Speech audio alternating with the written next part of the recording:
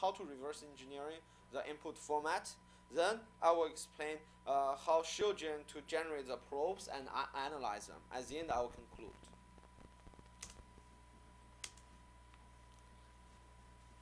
So the goal of Tupuni is to automatically reverse engineering the format of network of file inputs given a parsing program.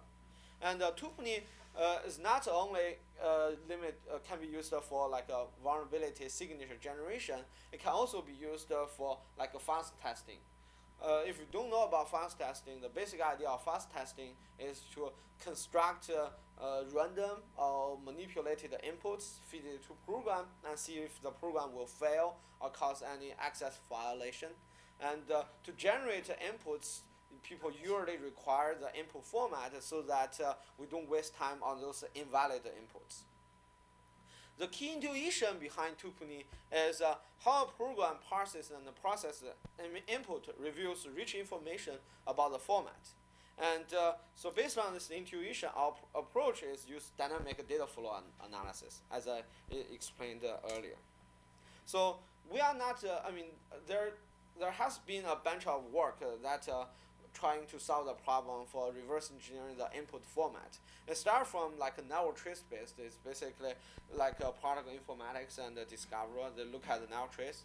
And another line of research is using dynamic data flow analysis, like work from here, auto format and Zhiqiang and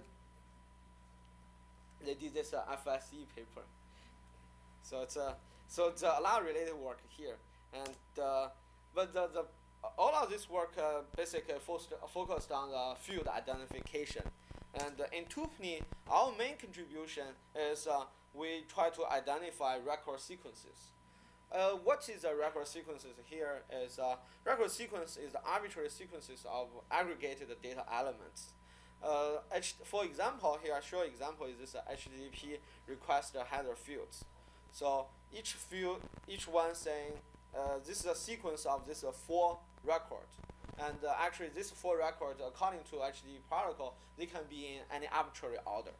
And the problem is if we don't understand record sequences, here we will derive 24 format because it's an enumeration of all the possible order for these 4 records. And this redundant format basically may cause a lot of problem because what if it's a large number? So other contributions of Tupuni is we identify record types. The intuition is a sequence of records are usually constructed from a small set of distinct types, and we want to identify what they are. And the third thing is we identify constraints.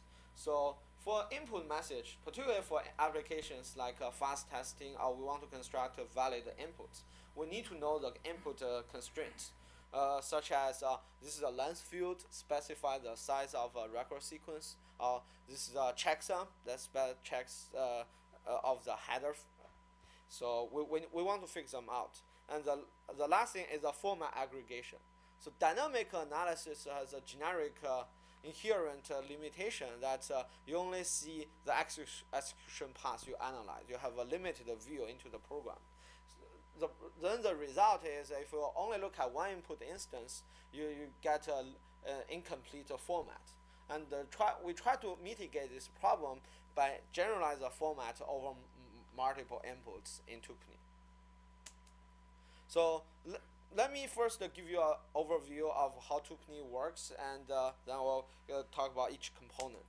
So the input to Tupuni is bunch inputs of network messages or files, and also the application binary. We don't require the source code. Then we collect the execution traces of the binary parsing each input. For the execution traces, you can think about it as a sequence of x86 instructions. That's just an execution trace. Then we work on the execution trace. First, we identify fields. Then we identify record sequences. After that, we analyze record types. Also, we generate constraints based on the execution sequence.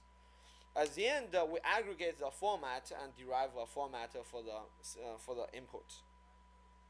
So I will talk about each component one by one. So in my presentation, I will use this simple running example. This running example basically is a toy program parser input. The input, the first field specify the number of records in this input, and follow up them each record starting with 2 fields. The first one specifies the type of the record. The second one specifies the size of the record. Then in the parsing program, we have a loop. We read in each record, and we use a record handler to handle them. This will be my running example.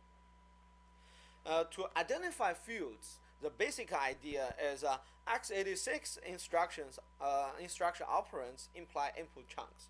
Here's a simple example. Say we move the first 4 bytes of the input to a buffer, and we compare the buffer with certain value. What this tells us is these 4 bytes are likely to be a field. And the problem is this basic idea works in general, but there are problems. The problem is an input position may belong to different chunks because, for example, when we copy things wrong or when we do some optimization. And we solve this problem by treating it as a k-set packing problem. Basically, we find the chunks that maximize the coverage. We use a greedy algorithm to do it. Here I will skip the details. If you are interested, actually both of these works are published in papers. So the second component in Tupuni is we identify record sequences. The key observation behind this component is an application usually processes a record sequence in a loop. And each iteration of the loop usually processes one single record. And also, a record sequence is usually contiguous in the input. So based on these 3 observations, our basic idea is we first identify execution loop and the data touched. Then we figure out what data are being touched in each iteration, and they are likely to be the record. So let me use a running example to explain the details. First, we identify in this running example, here's the execution loop. Second, we identify iteration-dependent instructions in each iteration. Iteration-dependent instructions means this instruction touches on different inputs in different iterations. And they are basically, since there are different inputs in different iterations, then they are likely to be the record. Second, after that, based on our observation that all the records are contiguous, then we can find the smallest offsets that are being touched in each iteration. That will tell us the record boundaries. So we just, once we figure out the record boundary, we know where the record is because they are contiguous. At the end, we identify termination conditions because the record sequence, we want to use it as a constraint. For example, a record sequence, if it's a null terminated string, then the last last byte will be 0. Or we may compare with a length field that specifies the size of the record sequence. The third step in Tupuni is we identifying record types.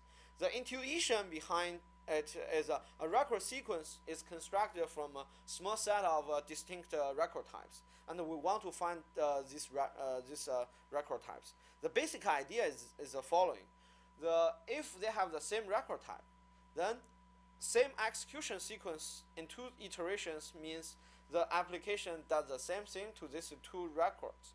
That means these 2 must have the same record types. One thing I want to point out is this condition is sufficient but not necessary. And however, we didn't observe many problems from this unnecessary condition. Using our running example, here the first record and the third record has the same record type. So in the execution trace, we will see that they trigger the same record handler, so they will see the same execution sequence. And similar execution sequence will tell us, oh, they are the same record type because the application does the same thing to them. And of course, there are some exceptions. For example, what if this 2 record data has sub-record sequences, or like nested loops? And we handle them by collapse a child loop into a